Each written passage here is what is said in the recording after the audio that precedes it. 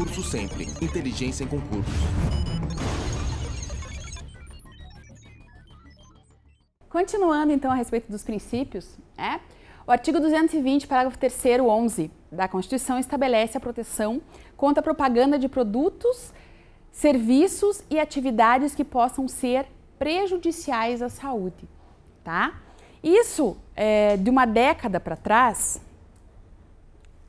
15 anos para trás, mais ou menos, não era observado, né? Então, complementando essa questão aqui, ó, 220, parágrafo 4º, né? Determina que a propaganda comercial de tabaco, bebidas alcoólicas, agrotóxicos, medicamentos e terapias deve conter advertência sobre os seus malefícios do seu uso, né?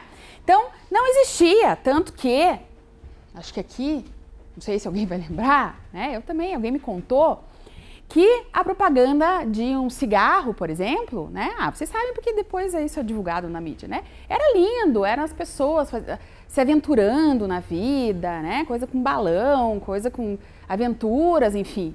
Não tinha nada a ver com o mal que o cigarro causa à saúde, né? Tinha mais a ver assim, com aquela liberdade, eu posso fumar, eu sou livre e tal, né? Era nesse sentido.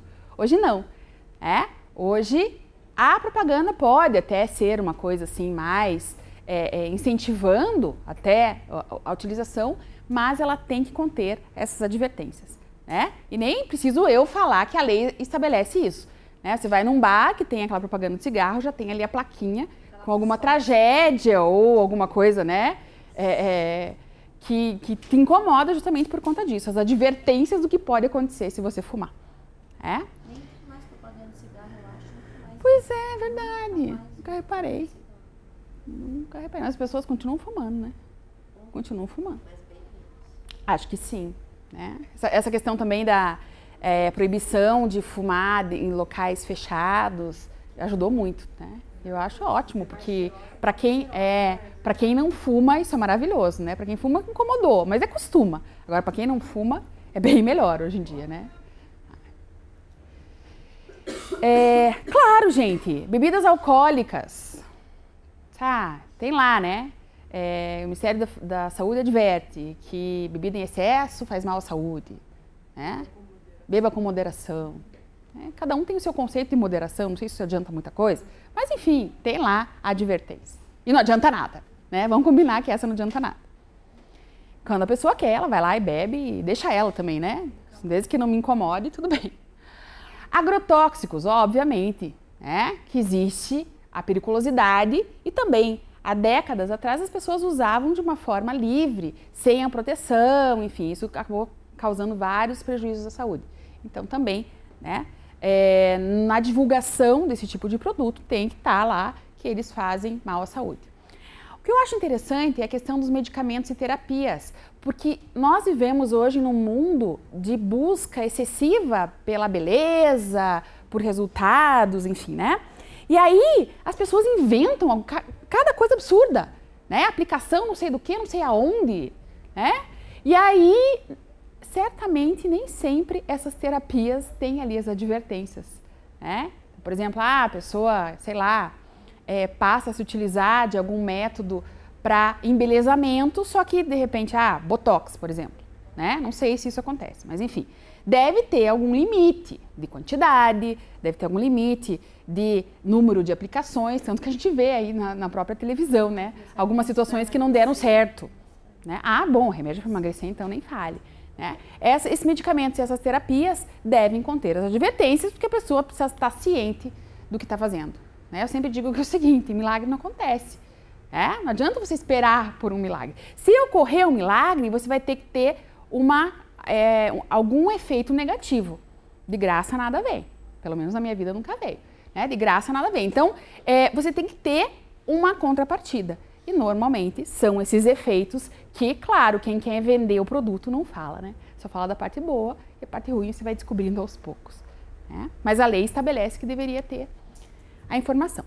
Princípio da informação, outro princípio constitucional, também do artigo 5º, inciso 33. Traz o dever dos órgãos públicos informarem ao cidadão sobre assuntos de seu interesse. Então, a partir do momento que os órgãos públicos têm informação em que a população necessita e tem interesse, existe essa prerrogativa constitucional, né? E isso acaba sendo divulgado também por meio da mídia. E aí nós vamos chegar aos direitos básicos do consumidor. Acredito que vocês saibam a grande parte deles, né? Se não sabem, agora a gente vai saber. Primeiro deles, né? Vocês imaginem que tristeza eu precisar estar falando de uma lei para explicar para vocês que a vida, a saúde e a segurança dos consumidores tem que ser preservada. Não é triste? Preservada. Não é triste ter que falar isso, que está na lei? Não teria que vir antes da legislação? Se está na lei é porque não se respeita, né? Então, o consumidor deve ser informado pelo fornecedor sobre os riscos do produto ou do serviço, tá? Então, um produto perigoso, com exceção da periculosidade excessiva, que a gente vai ver mais pra frente, né? Ele até pode ser vendido no mercado, mas o consumidor tem que ser informado do perigo, né? Tem que saber o que é que aquele produto faz. Ah, professora, mas assim, eu não vejo muita periculosidade nos produtos. Bom, nós advogados que trabalhamos com a desgraça alheia, né? Acabamos vendo várias situações, né? Por exemplo, uma tinta para pintar o cabelo, né? Gente, é um produto químico, né?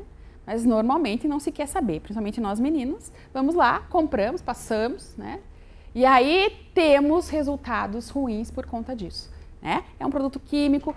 Normalmente, na caixa do produto tem que ter especificações de como ele vai ser utilizado, qual risco ele corre, né? Muitas vezes tem amônia na composição, enfim, quer dizer, é um produto tóxico, né? E as pessoas acabam se intoxicando com um produto que imaginam que não seja algo perigoso, tá? Então, sempre é bom ler, pelo menos, né, de leve, a caixa do produto.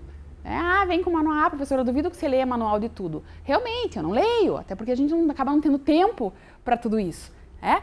Mas qualquer coisa que você compre e vá ligar na tomada ou vai fazer alguma transformação química, é bom você ter uma ideia do que vai acontecer com aquilo, né? Então, nesse caso, é direito do consumidor, fiz de novo, é direito do consumidor, pela proteção à nossa vida, à nossa saúde e à nossa segurança, que a empresa especifique quais são os riscos do produto ou do serviço. O que ele pode me trazer de malefício, né? Acho que namorado, marido tinha que ver com essas coisas também, né? Esposa, uma namorada, devia ver já com os riscos, né? Seria muito mais fácil de escolher. Ou não também, né? Nessa altura do campeonato já não sei mais. Tinha que ter qualidade, assim. Selo de qualidade. Isso faz isso, isso faz aquilo. Igual eletrodoméstico, a gente escolhe o que mas acho que antes tinha que ter uma lista de defeitos. Primeiro os defeitos, aí vocês daí as qualidades. Aí você fala, não, porque defeito todo mundo tem, né? Vamos falar a verdade, defeito todo mundo tem. Então, não, esse defeito aqui eu consigo inventar, esse aqui já não, né? pra gente pesar, né? Mulher, assim, né? TPM, todo mundo. Aí tem umas que dizem que não tem. Essas acho que são as piores, porque nem percebe que tem, né? Eu não sei, eu acho que... Se o produto foi colocado sem risco no mercado, mas depois se percebeu uma periculosidade, né, continua existindo o dever de informação e o produto deve ser retirado. Isso acontece muito com o automóvel, né? Determinadas linhas de produção, se percebe algum defeito, às vezes é defeito grave, que traz reflexos graves na saúde do indivíduo, né? Então, além de retirar do mercado, né, deve-se divulgar na mídia, que é o tal do recall, para que as pessoas procurem as concessionárias, nesse caso, ou a empresa, no caso específica, para trocar aquilo que está defeituoso, né? E mesmo fazendo essa divulgação, eles não se livram de uma indenização. Porque se eu coloquei no mercado um produto que era para estar inteiro e depois ele se manifestou perigoso, eu tenho que responder por isso. É óbvio. A indenização só vem se causar algum dano. Sim, a indenização é pelo dano causado, não só porque tem, né, tá estragado, mas não causou dano nenhum para mim, né? Tem que ter esse dano realmente, tá? E um dano também que seja expressivo, né? Nossa, quebrou a minha unha, né? Então, se for assim, Pode né? Tudo bem, se for antes, só nós meninas entendemos isso, né? Mas eles não vão entender. Antes de um evento importante, tá? Quebrou, agora tem de porcelana, não sei o que, vai, põe e pronto, né? Então... Se a empresa chamou para o recalque, a pessoa não foi fazer o recalque, ela se responsabiliza pelos atos, né? Ou não? Não necessariamente, porque aí, por mais que houve a informação divulgada, nem sempre a pessoa soube dessa informação. Continua respondendo. Continua respondendo, né? E ocasionou o dano, continua respondendo da mesma forma, tá? Bom, princípio da educação e da informação. A informação, sentido estrito, né? Quanto ao funcionamento do produto, eu preciso saber como é que esse troço funciona. Informação e educação é o famoso não lido, né? O manual de instruções. E vejam, o manual de instruções, ele tem que estar, no nosso caso, em português. Porque muitas vezes, se nem em português a gente entende o que está escrito ali, imagina se for em outra língua, né? Não sei se vocês já viram, observaram alguns manuais de produtos que são vendidos assim, que até dá medo quando você vê, em 20 línguas diferentes o manual. Né? Imagina qual é o tamanho da produção daquele produto e da divulgação dele, né? Por quantos lugares ele não passa para ter aquele manual daquela forma. Antigamente a bula, agora que eu percebi, né, as bulas dos anticoncepcionais bem pequenininha, a bula vem desse tamanho agora. Faz um bolo de papel para jogar no... É verdade, né? Porque antes não tinha tanto problema e de repente começou a haver uma série de problemas. E aí o maior problema, eu acho, que acaba sendo meio que a ignorância por parte da população, né? Porque a pessoa, não, porque eu tomo anticoncepcional. Tá, mas você tem que tomar no horário certo, tem que tomar, né? Esqueceu de tomar e já não tem a mesma garantia, a mesma eficácia. Teve alguma situação que o organismo de repente não absorveu, tudo isso, né? E aí eles desenham tudo isso lá e mesmo assim, quem vai comprar o anticoncepcional vai ficar lá lendo aquele negócio todo, né? Mas eu acho que sim, nós meninas, né, precisamos ler, precisamos saber do que acontece, enfim, está falando de você, da tua vida, né? Mas realmente não lemos. Né? Não lemos e vamos ler assim, no caso, deu algum problema. Aí agora eu vou ler. Daí já, às vezes é tarde, né? Principalmente o anticoncepcional, às vezes é bem tarde. Aí não adianta mais. Aí aceita, né? Aí é outra realidade. Desculpa, aqui. Tá. Proteção contra práticas abusivas. O que é uma prática abusiva? Qualquer prática que seja uma condição de negociação anormal, que traga uma desvantagem para o consumidor, venha causar um prejuízo indevido, tá? Nesse caso, protege-se o efeito vinculante da oferta. Se aquele produto foi ofertado, da forma como ele foi ofertado, a empresa está obrigada a cumprir, tá? Então, justamente para se evitar as práticas abusivas, se tem o artigo 30 que vincula essa questão da questão da oferta. Né? A partir do momento que foi ofertado, ofereceu, está obrigado sim a cumprir. Claro,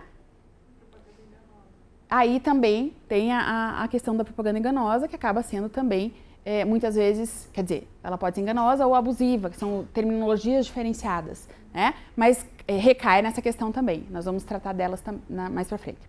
As cláusulas abusivas no contrato de consumo são nulas. Anotem isso aqui. Elas não são anuláveis, elas são nulas, elas não têm validade, elas não produzem efeito. Ah, professora, mas quando a gente descobre isso é só lá quando deu o problema. Realmente, né? Para determinar a nulidade de uma cláusula abusiva, normalmente você vai ter que ingressar com uma ação judicial. Mas a partir do momento que o juiz verifica essa questão da abusividade das cláusulas, ela automaticamente vai anular qualquer efeito anterior, como se não tivesse existido, né? A nulidade é isso, não existiu. Ok? Outra situação. Inversão do ônus da prova. O que é esse palavrão aqui, gente?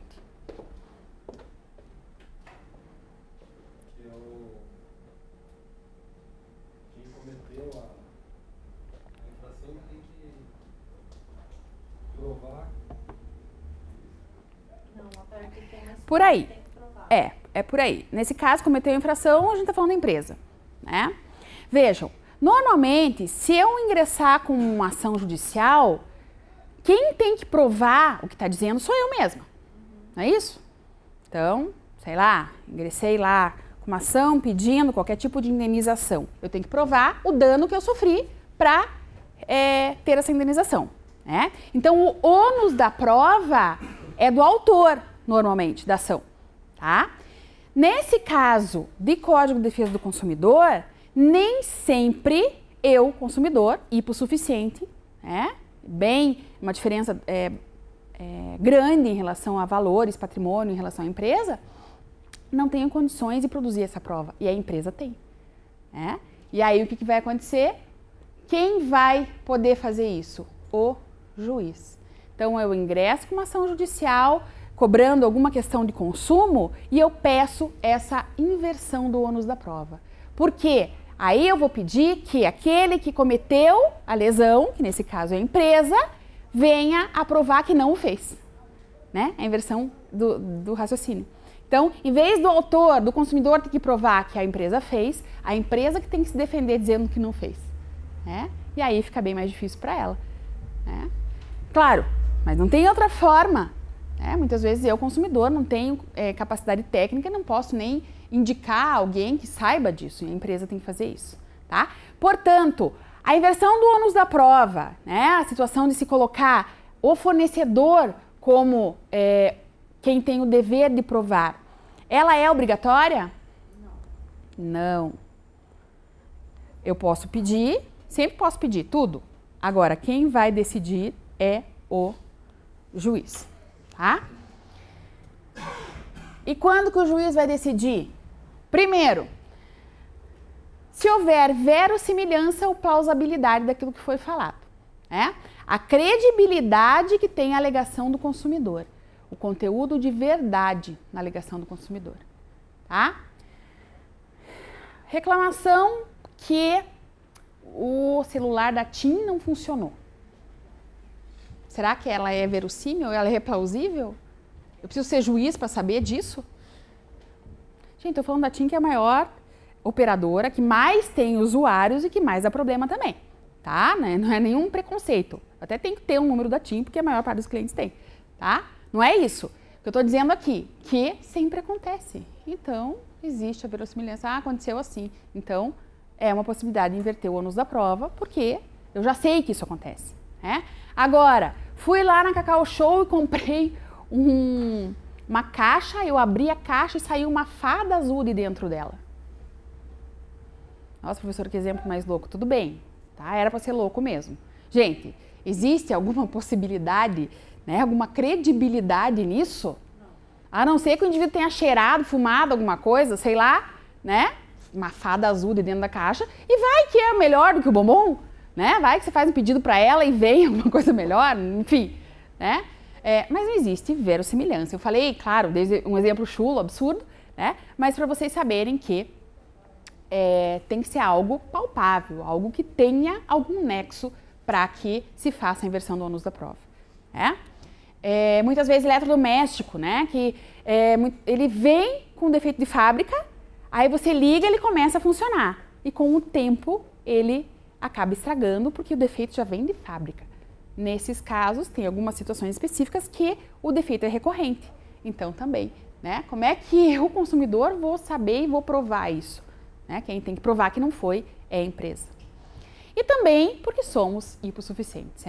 Então, tem que ter uma alegação plausível e, né, pelo fato de sermos hipossuficientes. Bom, nem todos sabemos disso, mas nós temos liberdade de escolha. O consumidor tem o direito de escolher livremente, tá? É o que enseja a livre concorrência. Por isso que existe a proibição do monopólio, porque eu preciso ter várias empresas para escolher. Falei de operadora de telefone, então entre as várias que existem, eu tenho que escolher a menos pior, né? Porque também perfeita nenhuma é.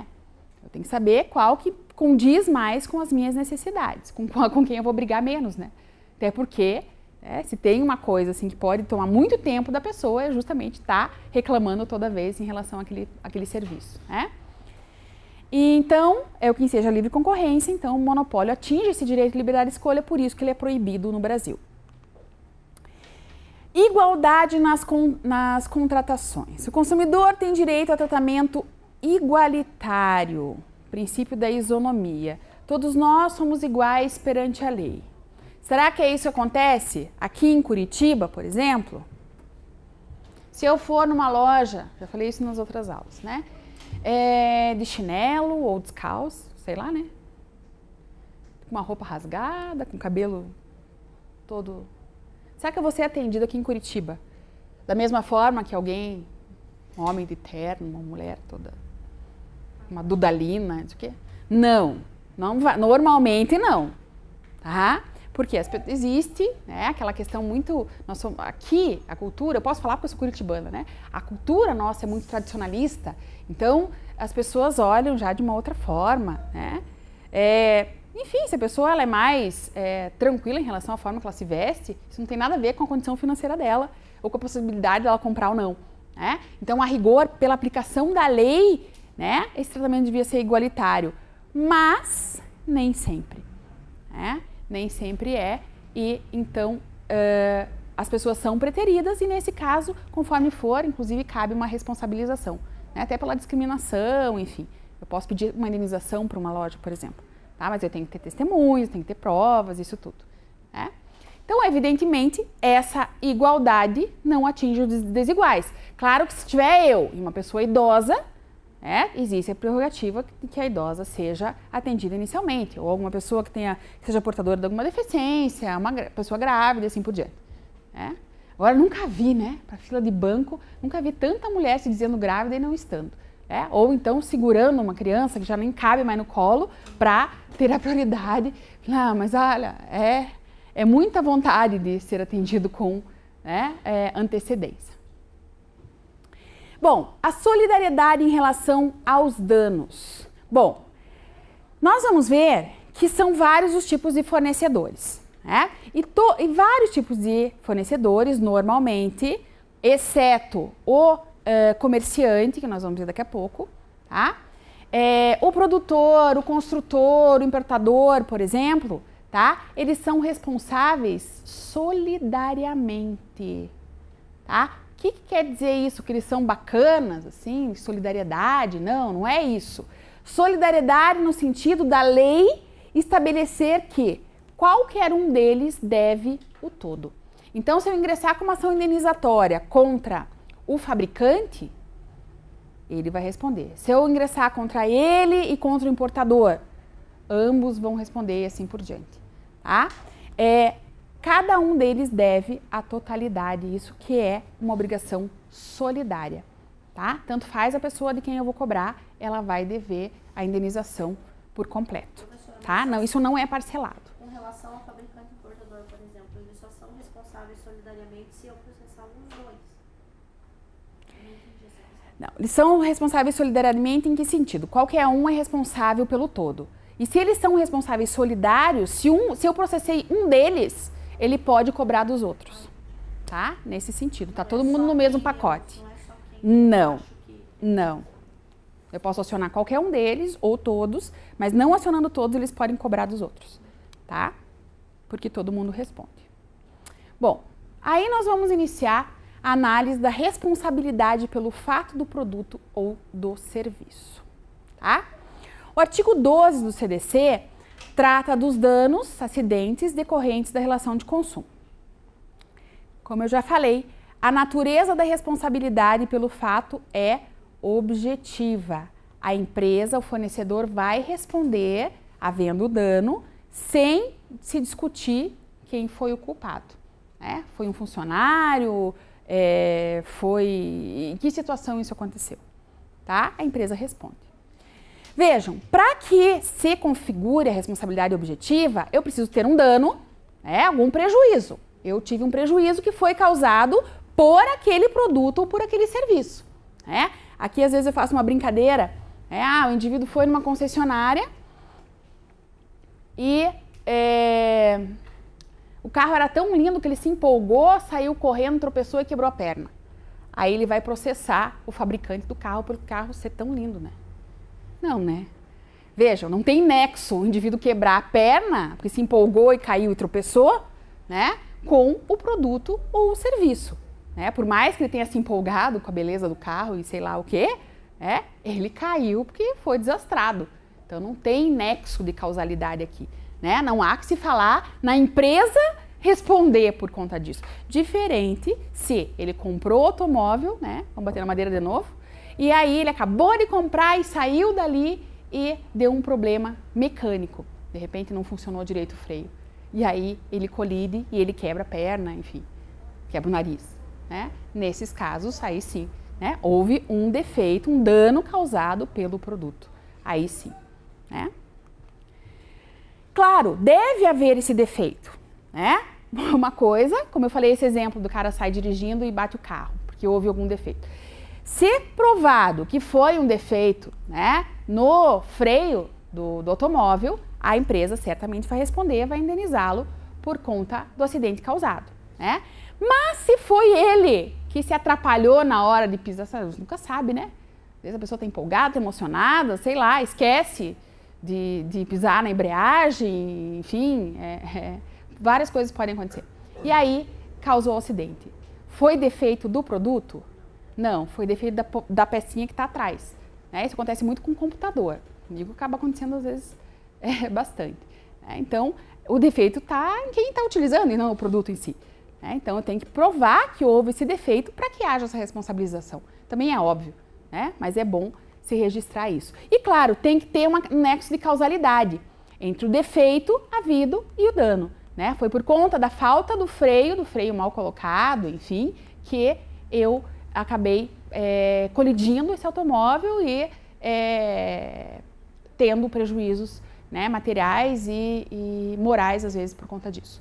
Tá? Então, eu preciso desses 3 critérios para se enquadrar a responsabilidade objetiva. Tá? Vejam, essa responsabilidade objetiva, ela é relativa. Tá? Bom, primeiro lembrando, objetiva porque não tem discussão de culpa.